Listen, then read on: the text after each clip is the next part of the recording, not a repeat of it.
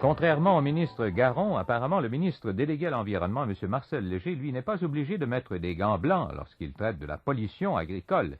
Hier, lors d'une conférence de presse, il rendait public le règlement relatif à la pollution agricole. Assez curieusement, ce règlement était appliqué depuis 3 ans, même s'il s'agissait d'un règlement secret. Pour M. Léger, il faut étudier puis adopter ce projet à cause des torts considérables causés à l'environnement par les exploitations de production animale, suite à une gestion désordonnée de ces productions. Voici d'ailleurs un extrait de la déclaration du ministre Léger. Vous savez qu'un règlement qui découle de la loi de la qualité de l'environnement doit être présenté 2 fois dans la Gazette officielle.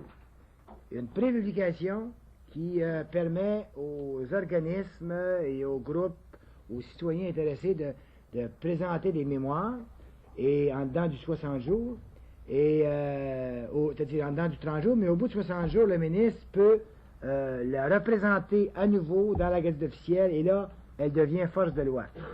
Alors aujourd'hui, le règlement de la production animale, c'est un règlement qui est qui touche beaucoup de gens, et qui était très controversé. Parce que, premièrement, les ministères de l'Agriculture et le Service de protection de l'environnement, depuis plusieurs années, essayaient de s'entendre sur une formulation capable d'être acceptée par les deux types de perception qu'on a de ce problème-là. L'agriculture, nécessairement, sa préoccupation, c'est de la production au niveau des agriculteurs, et l'environnement a une préoccupation de qualité de milieu de vie ambiant de ces producteurs-là. C'est donc dire que ça partait de loin. Et nécessairement, je vais vous donner quelques statistiques, les producteurs agricoles qui étaient considérés il y a quelques années comme très peu nombreux, c'est un peu marginal, ça a eu tout à coup une augmentation effrénée.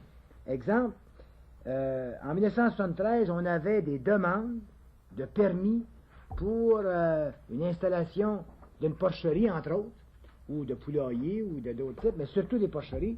On en avait 250 en 1973. 250 qui demandaient un permis de porcherie. En 1974, 500. En 1975, 700. En 1976, 1500. L'année dernière, 2000, puis cette année, on est rendu à 2500. Alors, des cochons, il y en a au Québec. Hein? On est rendu à près de 2 millions de cochons qui se produisent 2 fois 0,3 par année. Alors, imaginez-vous comment ça en fait.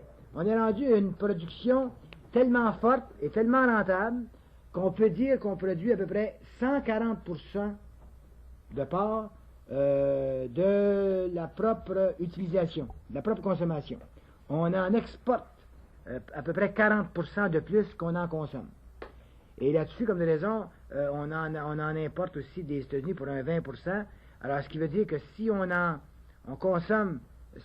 produit 120%, plus le 20% des États-Unis, ça fait 140%, puis on en exporte 40%. Donc, on peut dire que la production agricole, et spécialement des porcs, est en pleine effervescence. Ça va bien pour tout le monde, sauf que on peut dire que le système où 80 à 90% des producteurs suivent un système qu'on appelle des intégrateurs.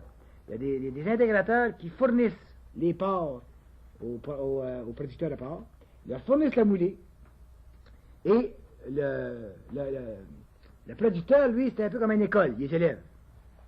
Puis après, quand ils sont rendus roses et dodus, il les retourne à l'intégrateur, puis il se fait payer pour cela. Alors, ni plus ni moins, l'intégrateur, lui, nous apporte le produit au départ, nous autres, on l'engraisse, ça redonne à peu près 10 $ au producteur au bout de la ligne, il remet le porc, puis il nous reste la merde, nous autres. Le problème, c'est la merde qu'on a au Québec avec les porcs. Puis il y en a pas mal, parce que 2 millions de porcs, ça en fait de la merde.